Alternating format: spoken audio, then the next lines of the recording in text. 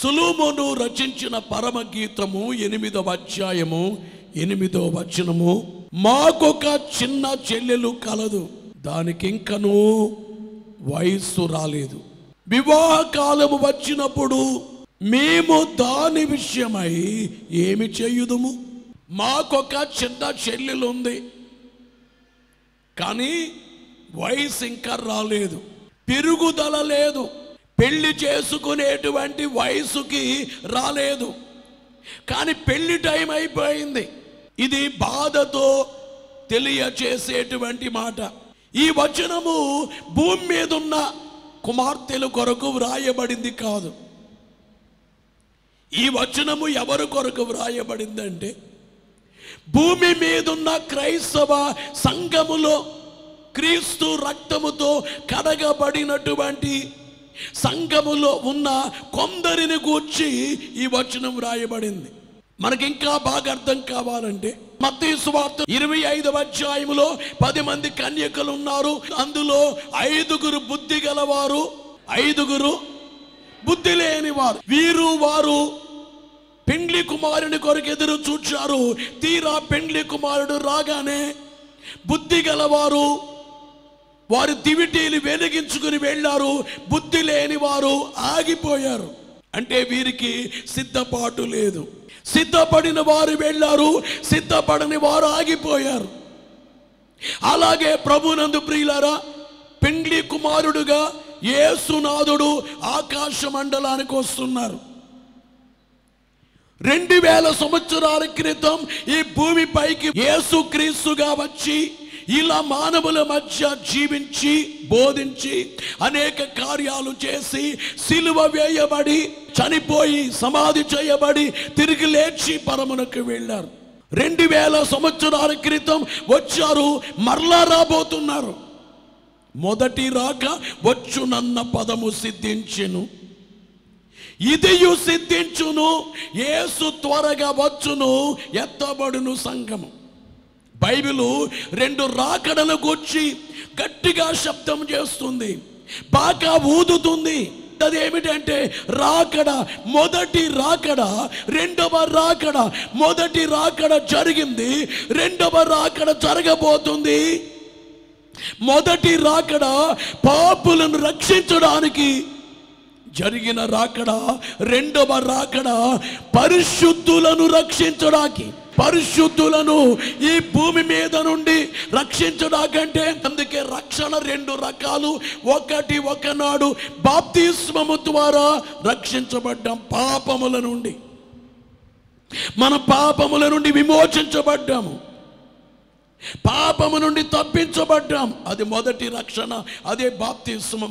రెండవది ఏమిటంటే పాప లోకము నుండి మనందరము విమోచింపబడనయున్నాం. లోకము నుంచి విమోచన. బోలో యేసు మహారాజుకు. ఈ భూమి మీద ఉన్న మనల్ని దేవుడు తీసుకొని ఆయన రాజ్యానికి తీసుకెళ్ళి అక్కడ పెడతారు. అంటే ఈ పాప లోకము నుంచే మనం వేరు కాబోతున్నాం. ఒకనాడు పాపము నుంచి వేరయ్యాం, మరొక నాడు పాప లోకము నుంచి వేరు కాబోతున్నాం. పాపము నుంచి వేరైనటువంటి కార్యము చేయడానికి మొదటి రాకడ జరిగింది. రెండో రాకడ పాప లోకము నుండి వేరు చేయడానికి రెండవ రాకడ జరగబోతుంది. యేసు రాబోతున్నారు. అనేక మంది సిద్ధపడ్డారు, బాప్తిస్మాన్ని పొందారు, పాదశుద్ధి చేయించుకున్నారు.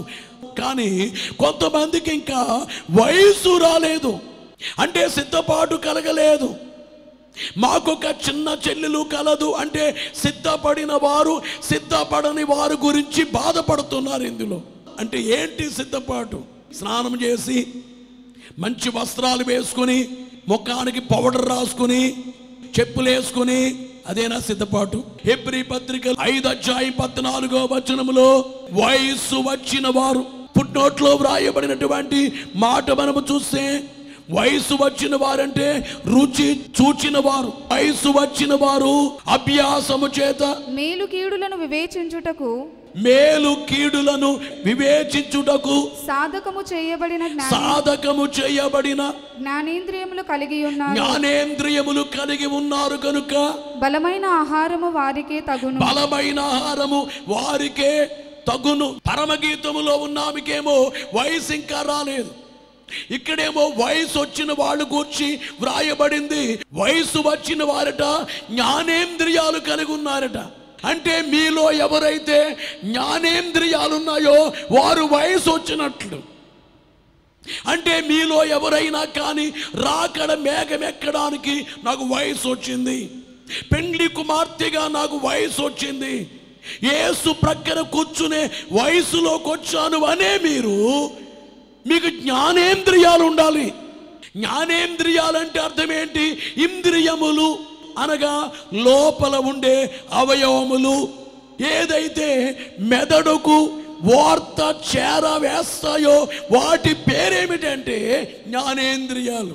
మన శరీరములో కొన్ని అవయవాలు ఉన్నాయి. ఆ అవయవాలు ఏం చేస్తాయంటే మెదడుకు వార్త చేరవేస్తాయి. అందులో ఒక అవయవం ఏమిటంటే కన్ను. ఈ కంటితో ఏం చూచినా కానీ మెదడుకి వెళ్ళిపోతుంది. అది సముద్రం, ఇది నది, అది పిల్లర్, అది బిల్డింగ్, అది ఇల్లు. కన్ను ఆ వార్త మెదడుకు చేరవేస్తుంది. జ్ఞానేంద్రియములలో ఒకటి ఏమిటంటే కన్ను. రెండవది ఏమిటంటే చెవి. చెవిలోకి ఒక మాట వినబడగానే చెడు మాటిది మంచి మాటిది విశ్లేషించేది మెదడు. మెదడుకి వెళుతుంది చెవి నుంచి వార్త. మూడోది ఏమిటంటే ముక్కు. ఏదైనా వాసన చూడగానే ఆ మెదడుకు పంపిస్తుంది. ఆ మెదడు చెబుతుంది ఈ వాసన మటన్ బిర్యానీ వాసన, ఈ వాసన మల్లె పువ్వు వాసన అని చెప్పి తెలియజేస్తుంది ముక్కు. మరొకటి ఏమిటంటే నాలుక. ఈ నాలుక మీద ఏమైనా పెట్టుకుంటే దాని రుచి తెలియజేస్తుంది, మెదడుకు పంపిస్తుంది. ఇది ఉప్పగా ఉంది, ఇది చప్పగా ఉంది. గమనించే మాట ఏమిటంటే అన్ని బాగున్నాయా లేదని చెప్పేది ఈ నాలుక. ఐదోది ఏమిటంటే ఎవరైనా వచ్చి ఇట్లా అనగా నన్ను ఎవరో తాకారు, నన్ను తగిలారు అని చెప్పి ఈ చర్మం ఏం చేస్తుందంటే మెదడుకు వార్త చేరజేస్తుంది. అంటే జ్ఞానేంద్రియాల్లో ఒకటి చర్మం. జ్ఞానేంద్రియాలు ఎవరు కలిగి ఉంటారట? వయస్సు వచ్చిన వారు కలిగి ఉంటారట. ఈ వయస్సు వచ్చిన వారు జ్ఞానేంద్రియాలు ఉంటాయి కనుక వారికి బలమైన ఆహారము తగునట. ఒకటి ఏమిటంటే మేతలాంటి వాక్యము, రెండవది ఏమిటంటే పచ్చిక లాంటి వాక్యము, మూడవది ఏమిటంటే పద్మములు లాంటి వాక్యము. 3 రకాల ప్రసంగాలు ఉన్నాయి ప్రపంచంలో. ఈ రోజున మేతలాంటి వాక్యాల మీదే సంగమం వేస్తుంది, కానీ పచ్చిక బయళ్ళలోకి రావట్లేదు. చాలామంది బోధ ఏమిటంటే స్వస్థత బోధిస్తాం, అది మేత. నీ రోగం బాగవుతుంది, నీకు రక్షణ కలుగుతుంది, కేవలం మేత లాంటి వాక్యం. అక్కడి నుంచి పచ్చిక బయళ్ళలోనికి వెళ్ళి బైబిల్లో ఉండే విషయములను గమనించాలి. బైబిల్లో వ్రాయబడిన 4 సువార్తల్లో అలాగే పత్రికల్లో వ్రాయబడిన విషయాలు గమనిస్తే పచ్చిక బయళ్ళలోకి వెళ్ళినట్లు. మూడోది ఏమిటంటే పద్మములు. పద్మములున్న చోట ప్రియుడు మందరు మేపుచున్నాడు. ఆత్మీయ అనుభవములతో, మర్మమైన బోధలతో. దానియేలు గారు అన్నారు, మర్మములను బయలుపరచు దేవుడు పరలోకమందున్నారు అన్నారు. మర్మములు కలిగిన బోధే. బోలో యేసు మహారాజుకు. 5వ అధ్యాయం హెబ్రీ పత్రిక 12-13 వచనాల్లో కాలమును బట్టి చూచితే మీరు బోధకులుగా ఉండవలసిన వారై ఉండగా దేవోక్తులలో మొదటి మూల పాఠములను మీకు మరలా బోధింపవలసి వచ్చెను. మీరు పాలు త్రాగవలసిన వారే గాని బలమైన ఆహారము తినగలవారు కారు. మరియు పాలు త్రాగు ప్రతివాడును శిశువే గనుక నీతి వాక్య విషయములో అనుభవము లేనివాడై ఉన్నాడు. పాలు తాగువారు శిశువే కాబట్టి వ్యక్తి ఏ రీతిగా ఉంటాడు అంటే నీతి వాక్య విషయములో అనుభవాలు లేని వాళ్ళు.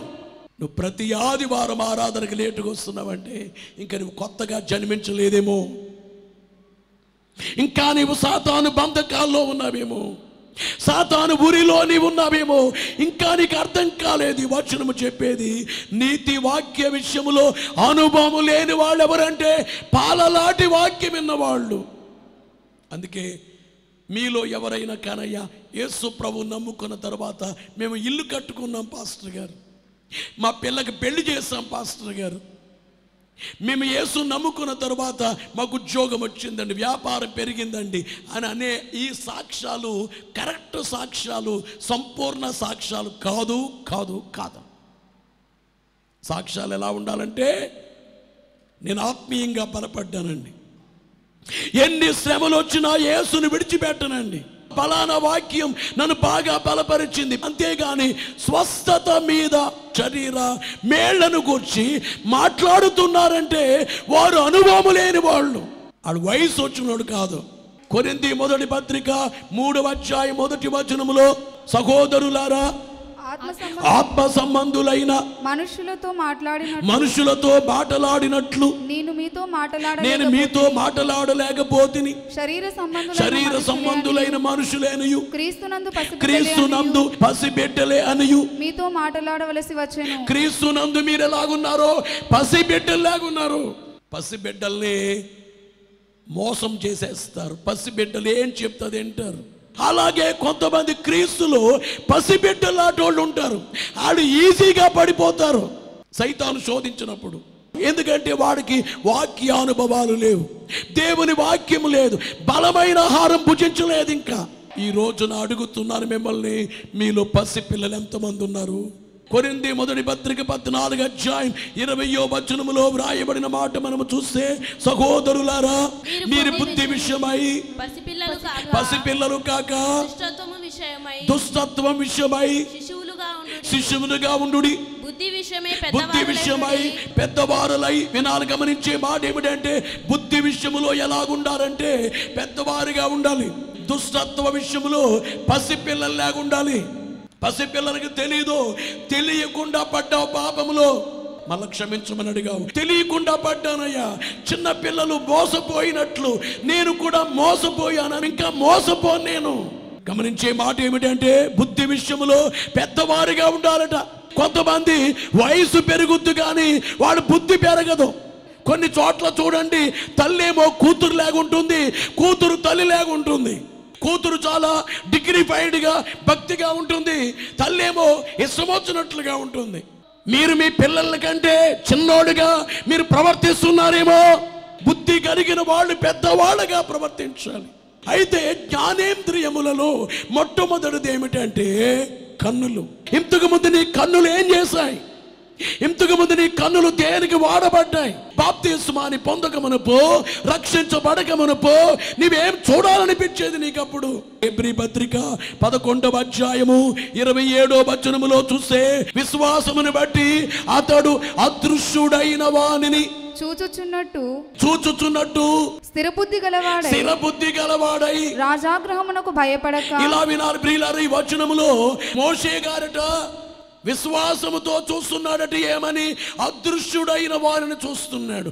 దృశ్యమైనవి చూస్తే ఐగుప్తు దేశం కనబడుతుంది, దృశ్యమైనదేమో సింహాసనము కనబడుతుంది, అక్కడుంటే రాజు అవ్వచ్చు. ఈ మోషే గారు ఇవేమీ చూడలేదట, అదృశ్యుడైన వానిని చూచుచున్నట్లు, అంటే కనబడని దేవుని వైపే తన కన్నులు చూస్తున్నాయి. అంటే మోషే గారికి ఉండే కళ్ళు ఏమిటంటే జ్ఞానేంద్రియాలు కలిగి ఉన్నారు, ఆత్మీయ కళ్ళు. యేసునాథుడి లోకానికి ఎందుకు వచ్చారంటే, ప్రపంచమందున్న మానవులు పరలోకమేంటో తెలియట్లేదు, దేవుడేంటో తెలియట్లేదు, అంధత్వములో ఉన్నారు, గుడ్డివాడుగా ఉన్నారు. గుడ్డివాడుగా ఉన్నవాడు కన్నులే తెరువ చేయడానికి, చూచేటట్లుగా చేయడానికి యేసునాథుడి లోకానికి వచ్చారు. గుడ్డితనాన్ని పోగొట్టడానికి వచ్చారు, పాపులను రక్షించడానికి ఈ లోకానికి వచ్చారు అని మనం ఎలాగైతే చెబుతున్నామో, నశించిన దానిని వెదకి రక్షించడానికి వచ్చారని చెప్తున్నాము. ఇంకో మాట ఏమిటంటే, గుడ్డితనాన్ని పోగొట్టడానికి యేసునాథుడు వచ్చారు. ఇదిగో చూడండి, పరలోకం ఏంటో చూడండి, పరలోక రాజ్యం ఎలాగుందో చూడండి, ఆ రాజ్యమును గుర్చిన ప్రత్యేకత వినండి అని యేసువారు ఆ బోధలన్నీ వినిపించారు. పరలోకాన్ని చూపించడానికి వచ్చారు, అందులైన వారి కళ్ళు తెరవ చేయడానికి వచ్చారు. బోలో యేసు మహారాజుకు. పరమగీతంలో 1వ అధ్యాయము 15వ వచనములో, నీ కన్నులు కువ్వ కండ్లు 4:1 నా ప్రియురాలా నీవు సుందరివి, నీవు సుందరివి, నీ ముసుగుకుండా నీ కన్నులు గొవ్వ కన్నుల వలె కనబడుచున్నవి. లూకా సువార్త 24:31 వారి కన్నులు తెరవబడి ఆయనను గుర్తుపట్టిరి. ఏం చేశారు? ఈ యొక్క అమ్మాయి శిష్యులైన వారే అక్కడ యేసునాథుడు రొట్టె విరవగానే కన్నులు తెరవబడ్డాయి, గుర్తుపట్టారు. ఆ కన్నులతో యేసునాథుని చూచారు. జ్ఞానేంద్రియములలో మొదటిది ఏమిటంటే కన్ను. ఈవేళ మీ కన్నులు ఏ రీతిగా ఉన్నాయి? దైవజనుడు దేవదాసయ్య గారు 4 రకాల చూపులు చెప్పారు. ఒకటి ప్రార్థనా చూపు. ప్రార్థన ద్వారా దేవుణ్ణి చూస్తున్నాం. మనం మోకరించామంటే ప్రార్థనలో చూస్తున్నాము దేవుణ్ణి. అయ్యగారు అన్నారు, ఎన్నాళ్ళు డగావాలే ఇంటికి దూరముగా కన్ను చూడదు నిన్ను గాని ప్రార్థన చూచు పన్నుగా నీ తూర్పు పరలోకమున చూచి నిన్ను చేరుచు నుండు నేను వచ్చు వైరకు. కన్ను చూడదు తండ్రి, నా కళ్ళు నేను చూడట్లేదు కానీ ప్రార్థన చూస్తుంది మిమ్మల్ని. మోకరించగానే నా ప్రార్థన పరలోకానికి వచ్చి చూస్తుంది. మోకాళ్ళు భూమికి తగిలితే ప్రార్థన పరలోకానికి తగులుతుందన్నారు భక్తులు. ఇదిగో నేను మోకరించాను, పరలోకానికి వచ్చింది నా ప్రార్థన. సింహాసనాన్ని చూస్తుంది, ఆ సింహాసనం మీద కూర్చున్న మిమ్మల్ని చూస్తుంది. మీ పాదాల వద్దకు వచ్చి చేరింది ప్రార్థన. ప్రార్థన మిమ్మల్ని చూస్తుంది. ఒక చూపు ప్రార్థన చూపు, ఒక చూపు జ్ఞాన చూపు. జ్ఞానముతో చూస్తున్నాను, శిలువనాథుని వైపు చూస్తున్నాను, పెండ్లి కుమారుని వైపు చూస్తున్నాను. లోక జ్ఞానముతో సృష్టిలో ఉన్నవి చూస్తారు, దైవ జ్ఞానముతో పరలోకాన్ని చూస్తారు. లోకాన్ని చూడటానికి ఈ కళ్ళు కావాలి, పరలోకాన్ని చూడటానికి ఆ కళ్ళు కావాలి, జ్ఞాన కళ్ళు. ఒక చూపేమో ప్రార్థనా చూపు, మరో చూపు జ్ఞాన చూపు, మరో చూపు ఏమిటంటే విశ్వాస చూపు. హెబ్రీ పత్రికలో 11:10-13 వరకు చూస్తాము. ఏలయనగా దేవుడు దేనికి శిల్పియు నిర్మాణకుడై ఉన్నాడు, పునాదులు గల పట్టణము కొరకు అబ్రహాము ఎదురు చూచుచుండెను. ఈ చూపు పేరేమిటంటే విశ్వాస చూపు. 104వ సంకీర్తన 34వ వచనములో ఆయనను గూర్చిన నా ధ్యానము ఆయనకు ఇంపుగా నుండునుగాక. ఆయనను గూర్చిన ధ్యానం అంటే 4వ చూపు ఏమిటంటే ధ్యాన చూపు. మీకు ఇంకా వయసు వచ్చిందా? నీకు జ్ఞానేంద్రియం పనిచేస్తుందా? ప్రభునందు ప్రియులారా, జ్ఞానేంద్రియములలో 2వ ఇంద్రియం ఏమిటంటే చెవి. గత కాలంలో నీ చెవి ఎందుకు పనిచేసింది? నీ చెవితో ఏం వినాలనుకున్నావు? ఏదేదో చెబుతుంటే, చెడ్డ మాటలు మాట్లాడుతుంటే వినాలనిపించింది నీ చెవికి, సరదా మాటలు వినాలనిపించింది నీ చెవికి. గత కాలంలో నీ పరిస్థితి అది. తిమోతి 2వ పత్రిక 4:3 వచనములో వ్రాయబడిన మాట, ఎందుకనగా జనులు హితబోధను సహింపక దురద చెవులు గలవారై తన స్వకీయ దురాశలకు అనుకూలమైన బోధకులను తమ కొరకు పోగు చేసుకొని సత్యమునకు చెవినియక కల్పనా కథల వైపు తిరుగు కాలము వచ్చును వినాలి. ఈవేళ చాలా మంది దేవునికి విరుద్ధమైన సేవ చేస్తున్నారు. అది ఏమిటంటే కథలు చెప్పాలి, జోక్స్ వేసి సంఘాన్ని నవ్వించేయాలి. ఏమున్నాయి చెవులో? దురద చెవులు ఇవి. సీరియస్ గా వాక్యము చెప్పొద్దు, వాక్యము గుండె లోపలికి, హృదయం లోపలికి దూసుకుని పోవద్దు. ఎందుకనగా దేవుని వాక్యము సజీవమై బలము గలదై 2 అంచులు గల వాడి కలిగిన ఎటువంటి ఖడ్గము కంటెను వాడిగా నుండి దేహాత్మలలోనికి దూరుచు లోపలికి వెళ్ళిపోతూ. అలాంటి వాక్యము ఎలాగండి? దురద చెవులు ఉంటే ఎట్లా? నీ చెవులు దేని మీదకి వెళ్తున్నాయి? జ్ఞానేంద్రియాలు ఉన్నాయా? సమూయేలు చెప్పాడు, ఇశ్రాయేలుకి వద్దయ్యా, దేవుడే మీకు రాజయ్యా. చెప్తున్నాను వినండి, ఒకవేళ మీరు రాజును కోరుకుంటే దెబ్బతినేస్తారు. సమూయేలు మొదటి గ్రంథములో 8:19 అయినను జనులు సమూయేలు మాట చెవిని పెట్టనల్లక అలాగున కాదు, జనములు చేయు రీతిని మేమును చేయునట్లు మాకు రాజు కావలెను. ఏమంటున్నారు? ఈ మాటలు మా చెవిలో పడవు, నువ్వు చెప్పేదేది వినమయ్యా, దేవుడే రాజు అంటే వినమయ్యా, మమ్మల్ని పరిపాలించడానికి మాకు రాజు కావాలి. తీరా సౌలు వచ్చిన తర్వాత ఏడ్చారు, అయ్యో దేవా ఎందుకు అడిగాము రాజు కావాలని, ఇలాంటి రాజు వచ్చాడో, అయ్యో మీరు పరిపాలించడం బాగుందే. యోహాను సువార్త 10:27 యేసునాథుడు అన్నారు, నా గొర్రెలు నా స్వరము వినును. ప్రకటన గ్రంథములో 2:7 చెవి గలవాడు ఆత్మ సంగములతో చెప్పుచున్న మాట వినుగాక. ఎవరింటారు? చెవి గలవాడు వింటాడు. 3:6 సంగముల ఆత్మ చెప్పుచున్న మాట చెవి గలవాడు వినుగాక. జ్ఞానేంద్రియములలో మరొకటి చెవి నీకుందా? చెవి నీకుంటే నేను వాక్యమే వినాలి. మరొకటి ఏమిటంటే ముక్కు వాసన. పసిగట్టే పని కలిగింది ముక్కు. ముక్కుకు వాసనలన్నీ అర్థమవుతాయి. ఇది చెడు వాసన, ఇది మంచి వాసన. 7 మెట్లు ధ్యానములో సువాసన, ఇంట్లో మోకరించి ప్రార్థన చేస్తుంటే సువాసన, లోకములో సంచరిస్తే అంత దుర్వాసన.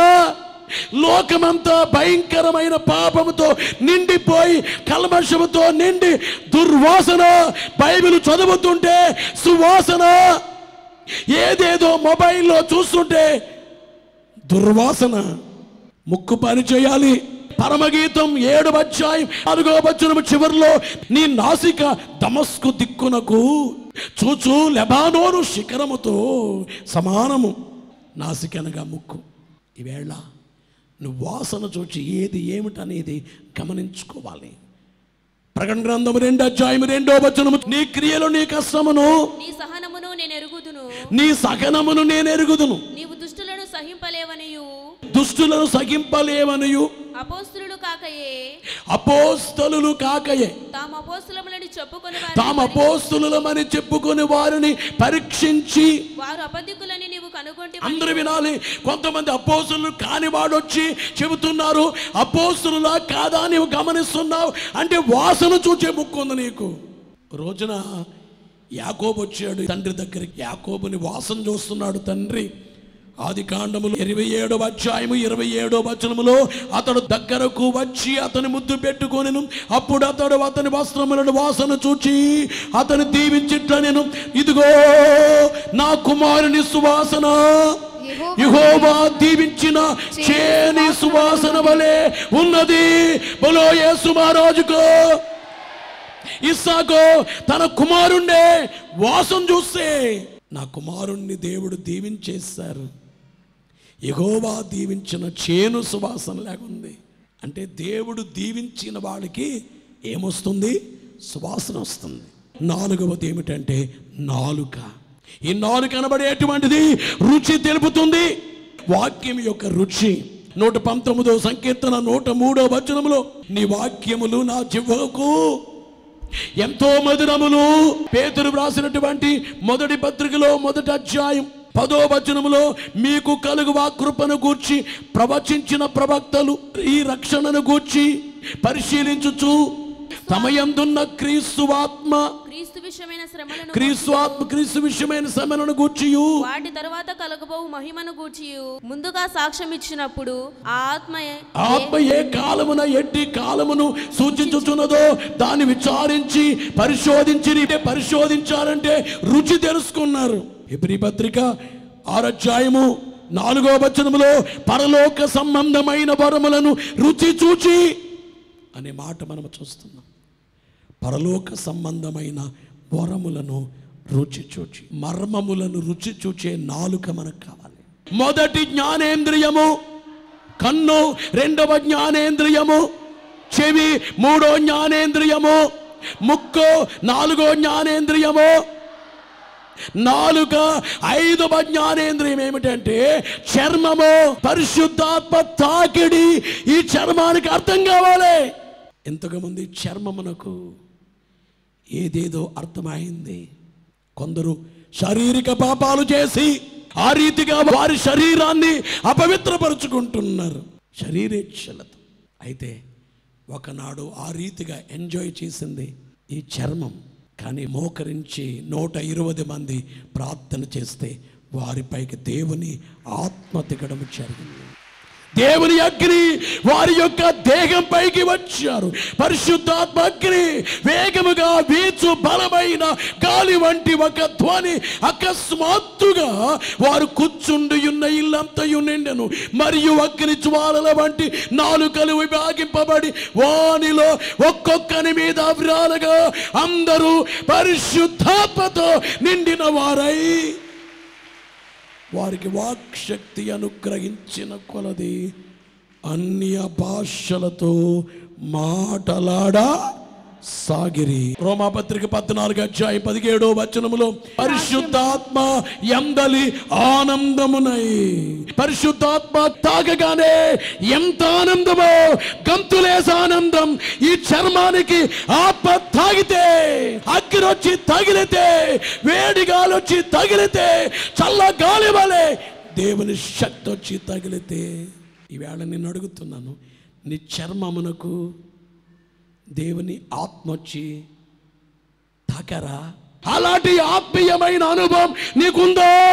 తెస్సలోనికై 1:1 పరిశుద్ధాత్మ వలన కలుగు ఆనందముతో గొప్ప ఉపద్రవమందు మీరు